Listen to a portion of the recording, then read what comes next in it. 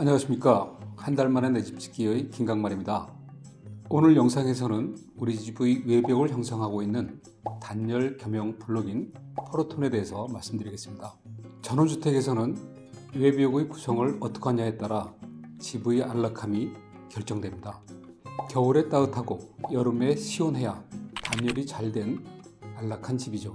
만약 단열이 잘 안 된 집이라면 바닥은 따뜻한데 등짝이 좁다든지 온도는 낮지 않은데 콧등이 시렵다든지 이런 문제가 생깁니다. 차가운 벽체나 지붕에서 내뿜는 복사 냉기 때문이겠죠.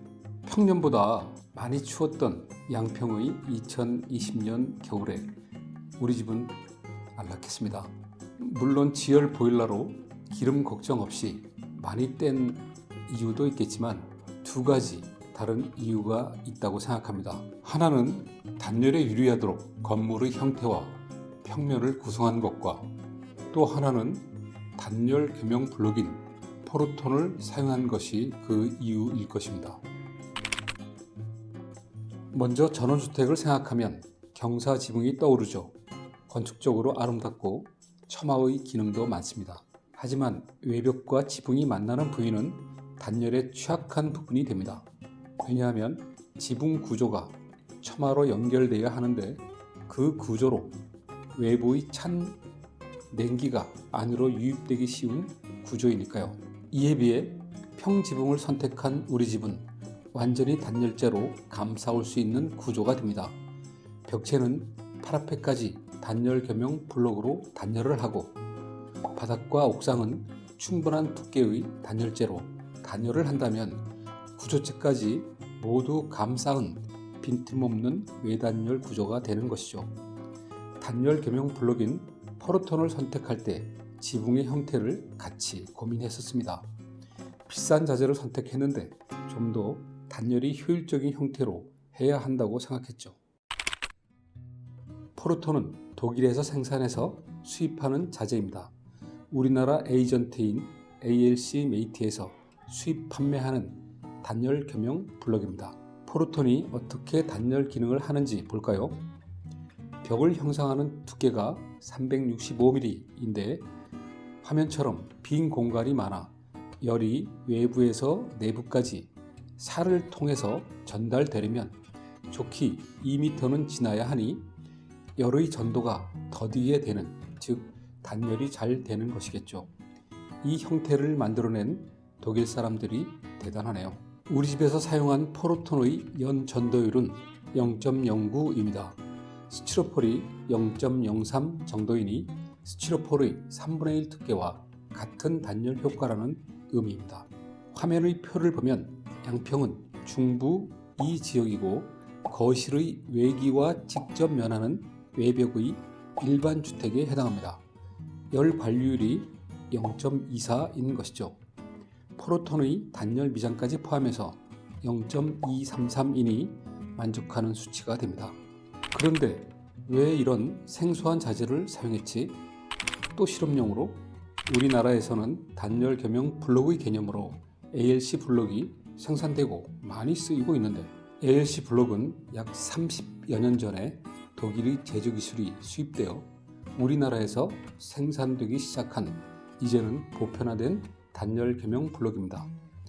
ALC 블록은 가격이 포로톤에 비해 2분의 1 정도이고 경험이 있는 작업자도 많고 우리나라에서 생산되어 수입에 어려움도 없고 이렇게 여러 ALC의 장점에도 한 가지 단점이 자재가 납품될 때의 함수율입니다. ALC 블록은 거의 30%의 함수율을 갖고 있는 채로 납품되는 것으로 알고 있습니다. ALC 블록은 기공이라는 공기구멍이 많은 자재인데 제작 시에 기공에 함유된 수분이 납품될 때까지 다 빠져나가지 못하는 것이죠. 우리 집처럼 한 달 만에 집을 완성하려면 모든 공정이 촘촘히 연결되어야 하는데 가구 배치나 도배 이후에 ALC에 머금고 있던 습기가 빠져나오는 문제는 해결할 수가 없습니다. 만약 공정에 여유가 있다면 ALC를 쌓고 한두 달 건조하는 시간을 갖는다면 해결될 수도 있을 것입니다. 포로톤은 거의 완전히 건조된 상태에서 납품이 된다고 합니다. 논리적으로도 그렇고요. 이런 이유 때문에 단열 겸용 블록으로 포르톤을 선택했습니다.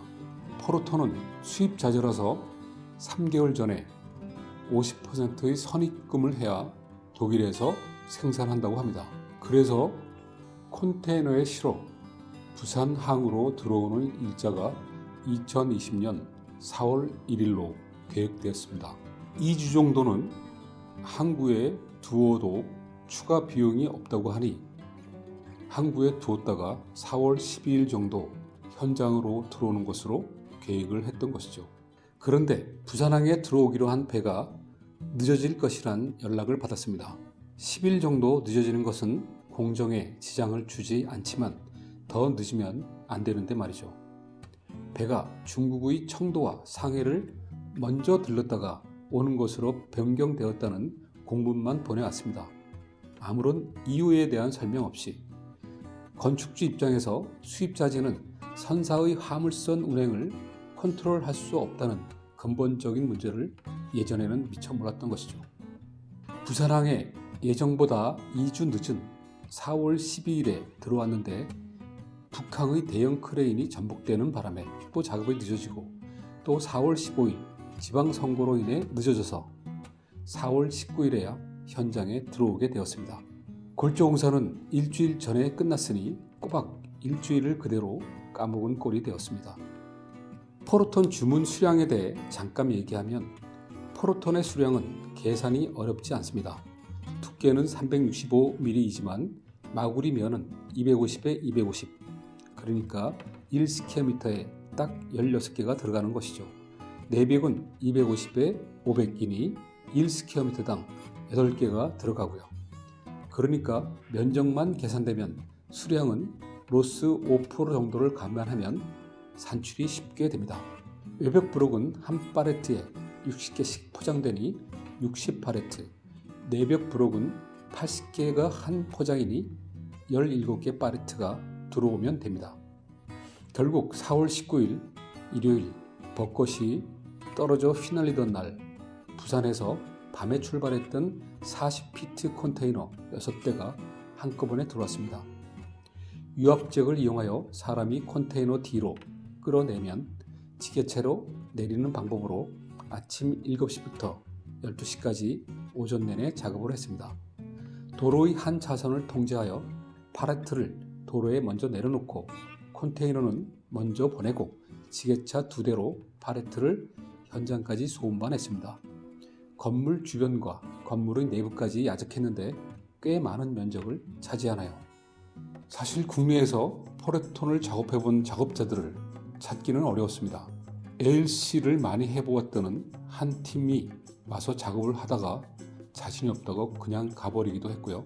또 다른 한 팀이 와서 진행했는데 난이도를 보고 일당을 결정하기로 하고 시작을 하였습니다. 지금부터 빠른 영상을 보면서 11일간의 조직공사 과정을 보도록 하겠습니다. 세부적인 내용은 6-2 편에서 자세히 보도록 하고 여기서는 일정별로 진행된 내용만 보도록 하겠습니다. 2020년 4월 20일 첫날 두 분이 조직공과 책임자 한 분이 나왔고 포르톤 공급처인 ALC 메이트에서 장비와 도구를 부상으로 공급해서 들어왔고 포르톤을 쌓는 방법, 장비를 다루는 방법 등을 2시간에 걸쳐 교육을 했습니다. 첫 단 레벨을 위해 물수평으로 레벨을 잡고 첫 단을 쌓았습니다. 포르톤은 조정면의 상부만 몰탈로 도포하는 것이 원칙이어서 첫 단의 레벨이 매우 중요합니다. 4월 21일 둘째 날에는 또 다른 작업자 두 분이 들어와서 일을 시작했고 135도 각도와 기둥 부분에 대한 쌓는 방법을 협의했습니다. 4월 22일 셋째 날에는 네 분이 와서 본격적으로 쌓기를 시작하였고 외벽의 1층 절반 정도를 마쳤습니다. 4월 24일 넷째 날부터 끝까지 6분이 고정적으로 나와서 작업을 했습니다. 이날부터 인방도 하고 철골에 단열재도 지경으로 붙이기 시작했습니다. 4월 24일 다섯째 날 2층 부분의 조적을 시작했고 미장 자재가 도착해서 미장 작업자 두 분이 나와서 포노비드와 메쉬를 붙이는 초벌 미장을 시작했습니다. 조적 작업이 1층과 2층 사이 철골보 부분에는 절단 작업이 많아서 일이 더디네요. 4월 25일 여섯째 날 2층의 상부를 진행했고 블록 절단기가 LC메이트에서 공급받은 수직 톱으로는 비효율적이어서 ALC를 절단하는 공구인 원형톱 장비를 구입했습니다.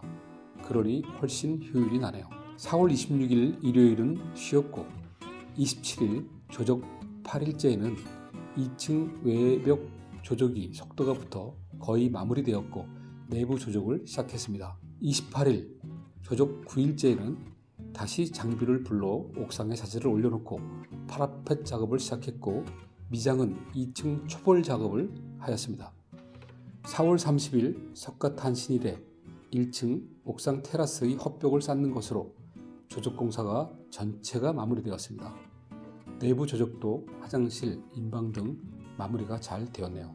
일요일을 제외한 10일 동안 비도 오지 않고 일하기도 좋은 날씨였습니다.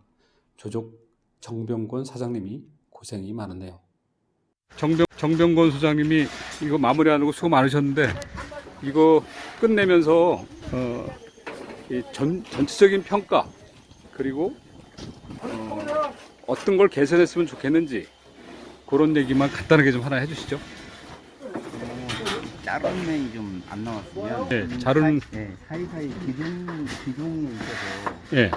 와리를 한 장 딱 잡고 난 뒤에 그 사이를 맞게끔 미리 잘라놓으면 그냥 일의 효율성이 굉장히 빨라져요. 네. 우리나라에서 생소한 포로톤을 사용해본 느낌을 반추해보면 포로톤 조적 공사를 시작하면서 전체 일주일을 예상했었습니다. 결과적으로 일한 날이 10일이니 예상보다 1.5배의 시간이 걸린 것이죠. 포로톤에 투입된 총 조적 인원이 조적공 46명, 조공 28명이었습니다. 평당으로 하면 한 평당 조적공 1명, 조공 0.6명인 것이죠. 장당으로 해보면 조적공 1인과 조공 0.6명이 100개의 포로톤을 쌓았다는 결과가 됩니다. 일당은 조적공 28만원, 조공 18만원으로 하였습니다. 인건비도 예상보다 1.5배 정도 더 투입된 것 같습니다. 포로톤이라는 단열 겸용 블록은 우리나라에서 이제 시작되는 단계이니 앞으로 포로톤을 사용하고자 하는 건축주 분들에게 지금의 자료가 도움이 되었으면 합니다. 포로톤의 장점은 단열이 정말 잘 된다는 것입니다. 단점과 개선할 점은 다음 세 가지로 요약해 보겠습니다. 첫째, 건물 평면에서 135도 같은 예각을 줄여야 절단 개수가 줄어듭니다. 절단이 많아지면 효율이 떨어지니까요. 두 번째, 블록 절단팀을 별도로 운영해서 코너 부위, 철골 기둥 부위, 예각 부위를 절단된 블록으로 먼저 쌓고 그 사이를 온장으로 쌓으면 효율적이 될 것입니다. 셋째, 내부 포로톤은 포로톤으로 할 필요가 없다고 봅니다. 경제적이고 작업 효율이 좋은 시멘트 벽돌이 맞겠습니다. 결론적으로 단열 겸용 블록인 포로톤에 대해서 너는 어떻게 생각해? 라고 묻는다면 저희 대답은 단열 성능은 아주 좋아. 하지만 공사는 너무 어려워. 입니다. 여기서 6-1편을 마치고 연속적으로 6-2편 그러니까 포로톤 상세와 미장 공사에 대해서 이야기하도록 하겠습니다. 연속해서 봐주시면 감사하겠습니다.